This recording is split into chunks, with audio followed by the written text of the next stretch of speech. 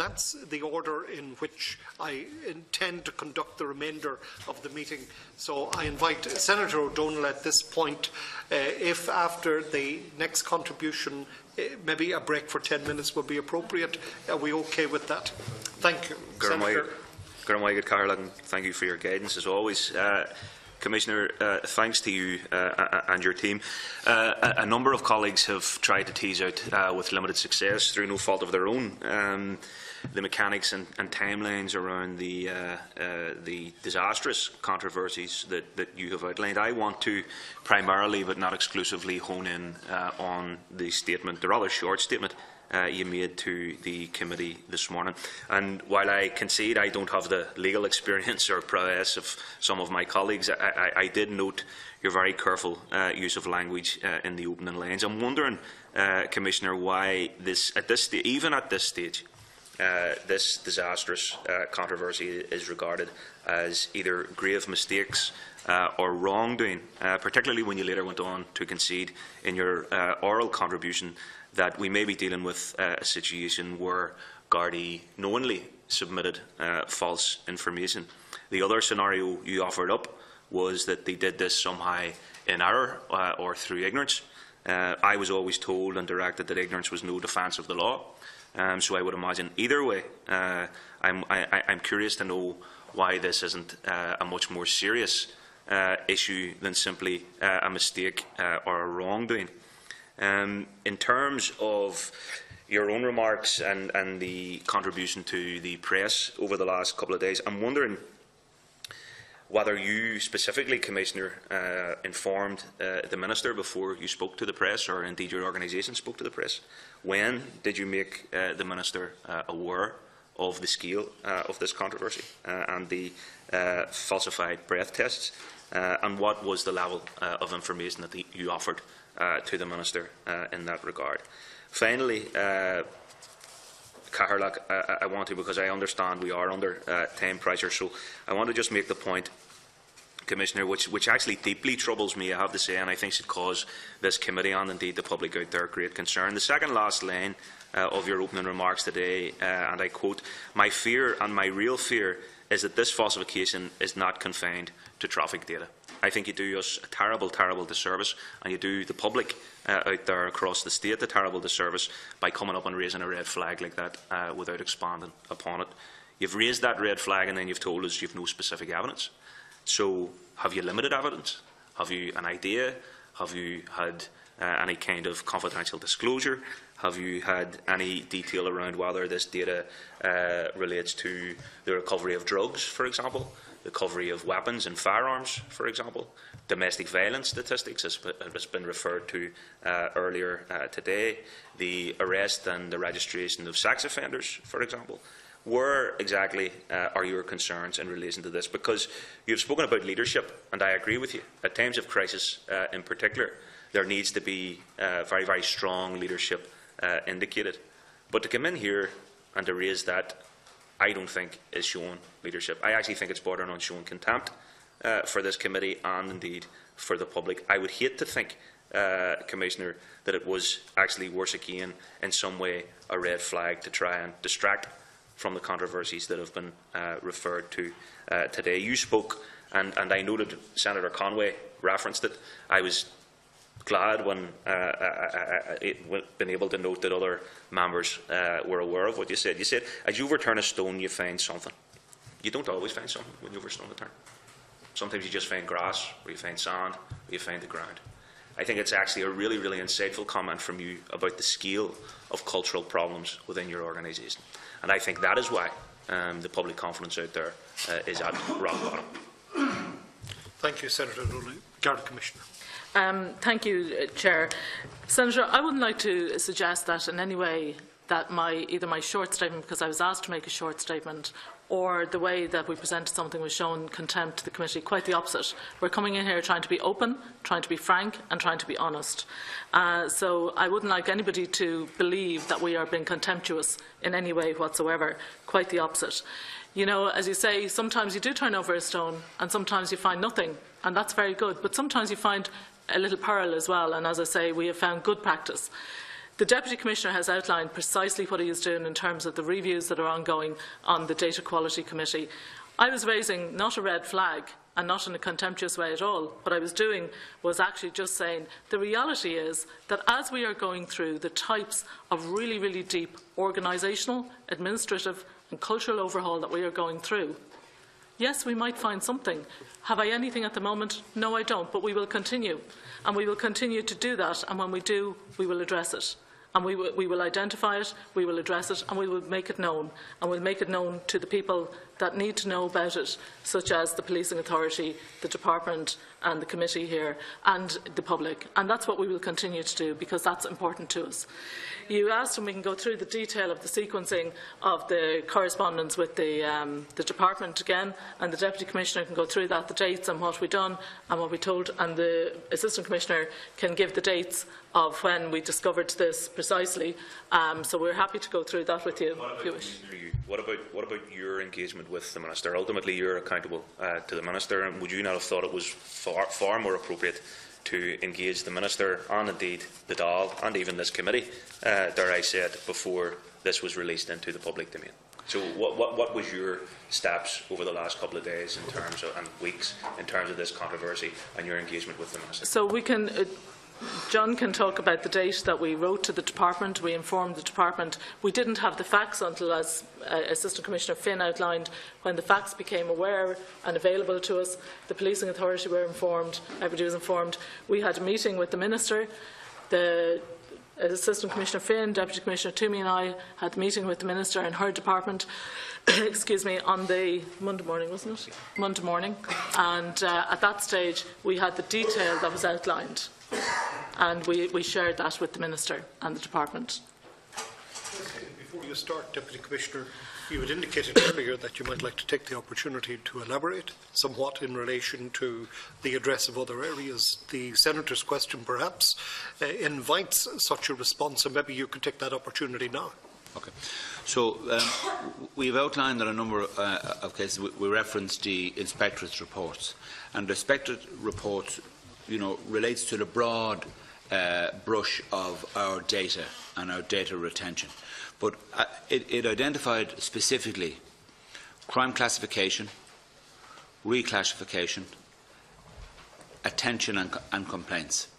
And it recommended that there was too many people involved in that entire process up along the chain, and there was no strict kind of rigidity as to how we dealt with it. On Monday, in our information centre in Castlebar, we have made the decision that will become the centre of excellence for the country, and all decisions in relation to classification and reclassification and detection will be made in that centre. In the work over the last year, we've been looking at the processes, the procedures. We had two things that we had to get into place. One was additional staff, and one was additional IT facilities to do that. The staff have now been provided, and with effect from next Monday, all stations in the northern region of the country will enter into this process. So, in essence, what will happen now is a crime will be classified by Castlebar, by GISC as we call it, and then the quality assurance will be provided by that same centre, and any decision in relation to reclassification will be made by those particular people, and they will quality assure all of the data that comes in. That will cascade all around the country, and that will take control of it. And that is a clear recommendation from the Garda Inspectorate. In actual fact, it goes a step further in that it takes out an individual layer that the Inspectorate had suggested should be in there. We actually, in reviewing it, have taken that out. So I think what we're saying to the committee is that as we review the crime classification, the reclassification, the detections, the domestic violence, there is a new domestic violence policy is coming out in the country. The Commissioner talked earlier on about the Protective Service Bureau that has been established in the centre. They quality review incidents on a daily basis. The Divisional Protective Service units will be in place next month, in May, in 3 divisions around the country, and that will continue to roll out. The domestic violence policy will ensure that every member of An Garda Síochána is trained in doing a risk assessment in advance of the incident, doing a dynamic risk assessment while at the specific incident, and then all about interaction that will take place with the various different NGOs that work in this specific area. So there's a lot of work coming in that specific area. So our most vulnerable victims will have access to fully trained, fully resourced investigators and interviewers, and people that can deal with these dreadful, dreadful issues that they have encountered. And that will be in place. That will start from next month. So that's the process, and that's the work that this committee has done.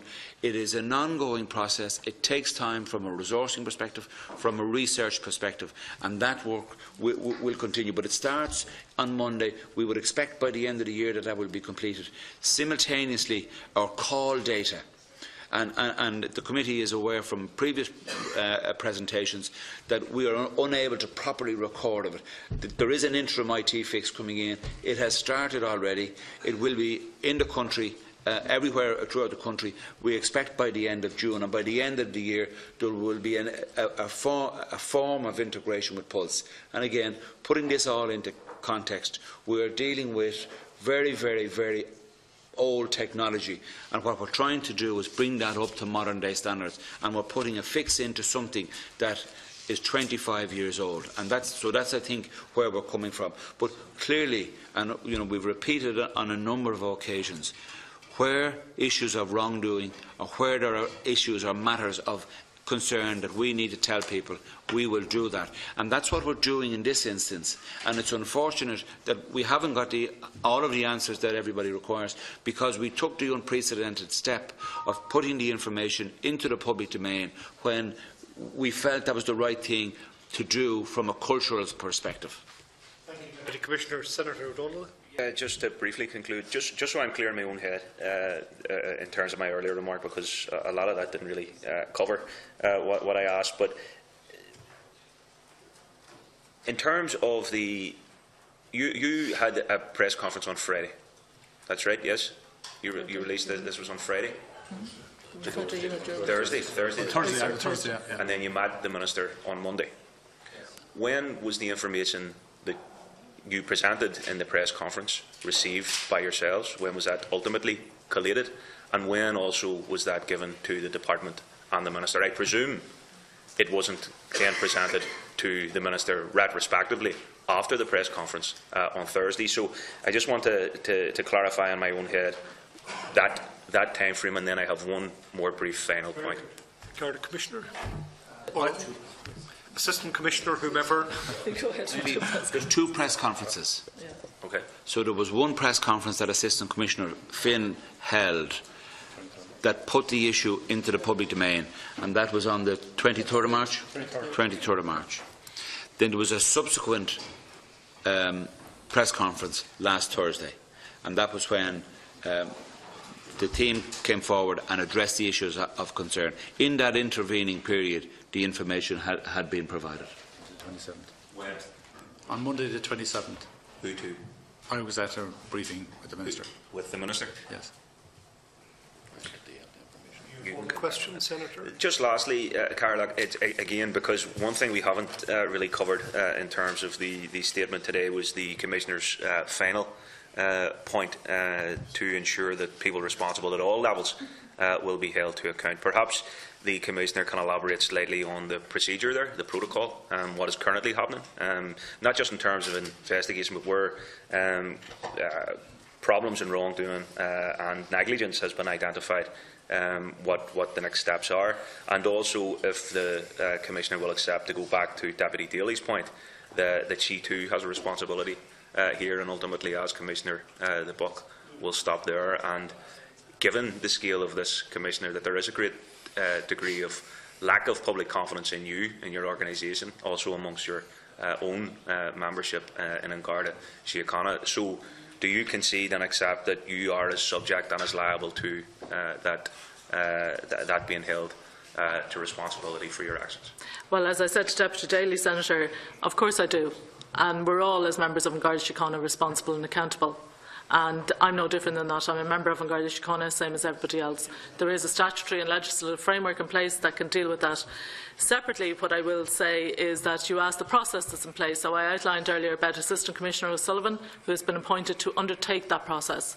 And it is important that the committee understand it is a process. So his investigation will identify how this happened, what precisely happened, who was responsible, and then the appropriate action will be recommended. Have you initiated any kind of protocol, given what you've said about your fears around other data and this not being confined simply to traffic data? Have you initiated any protocol to investigate those fears, given the scale of this controversy? As the Deputy Commissioner outlined, the Deputy Commissioner is chairing a group that are actually looking at this right across organisational-wide systems. And it looks at it as on an ongoing basis every day, because we are such a data-rich organisation. This is an ongoing exercise every day as part of due diligence. Thank you, Senator O'Sullivan. I'm going to take